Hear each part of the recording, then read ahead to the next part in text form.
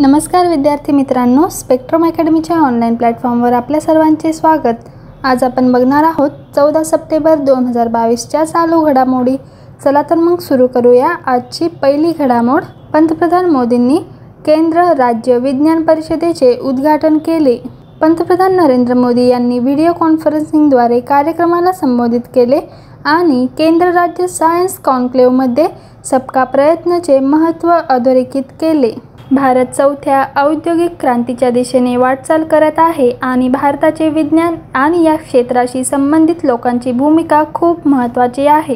केंद्र आणि राज्य सरकार यांच्यातील समन्वय आणि नवोपक्रम आणि उद्योजकतेला चालना देण्यासाठी सहकार्य यंत्रणा मजबूत करण्यासाठी केंद्र राज्य विज्ञान परिषद आयोजित केली जात आहे। ग्लोबल इनोव्हेशन इंडेक्समध्ये भारत 46व्या क्रमांकावर पोहोचला आहे। पुढील घडामोड। आयुष मंत्रालयाच्या अखिल भारतीय आयुर्वेद संस्थेने आयुर्वेद दिवस 2022 कार्यक्रम सुरू केला आहे। यावर्षी आयुर्वेद दिनानिमित्त आयुष मंत्रालयाच्या आदेशाला चालना देण्यासाठी AIIAची नोडल एजन्सी म्हणून निवड करण्यात आली आहे। आयुष मंत्रालय दरवर्षी धन्वंतरी जयंतीला आयुर्वेद दिवस साजरा करते आणि यावर्षी तो 23 ऑक्टोबर रोजी साजरा केला जाईल। हर दिन हर घर आयुर्वेद ही या उत्सवाची थीम आहे। यावर्षी मंत्रालय भारत सरकारच्या सर्व मंत्रालये आणि विभागाच्या सहकार्याने हा दिवस साजरा करत आहे, जेणेकरून देशातील प्रत्येक व्यक्तीला पारंपरिक औषध पद्धतीची जाणीव होईल। पुढील घडामोड। गुजरातचे मुख्यमंत्री भूपेंद्र पटेल यांनी गुजरातचे पहिले सिनेमॅटिक टुरिझम पॉलिसी जाहीर केली।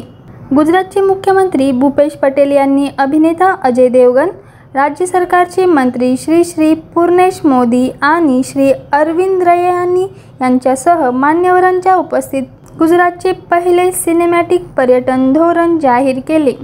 या नवीन धोरणामुळे गुजरातमध्ये चित्रपट निर्मितीसाठी व्यवहार्य संधी निर्माण होतील आणि स्थानिक लोकांना रोजगाराच्या संधीही उपलब्ध होतील। गुजरातमध्ये कच्छचे पांढरे वाळवंट, शिवराजपूर बीच अशी अनेक ठिकाणे आहेत जिथे शूटिंग स्पॉट बनण्याच्या भरपूर संधी आहेत। पुढील घडामोड।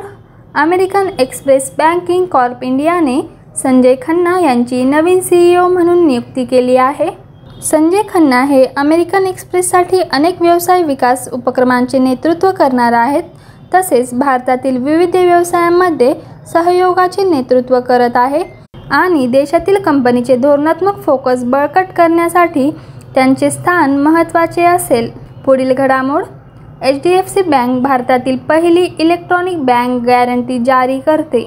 HDFC बँक भारतातील सर्वात मोठी खाजगी क्षेत्रातील बँक नॅशनल ई-गव्हर्नन्स सर्व्हिसेस लिमिटेडच्या भागीदारीत इलेक्ट्रॉनिक बँक गॅरंटी जारी करणारी देशातील पहिली बँक बनली आहे।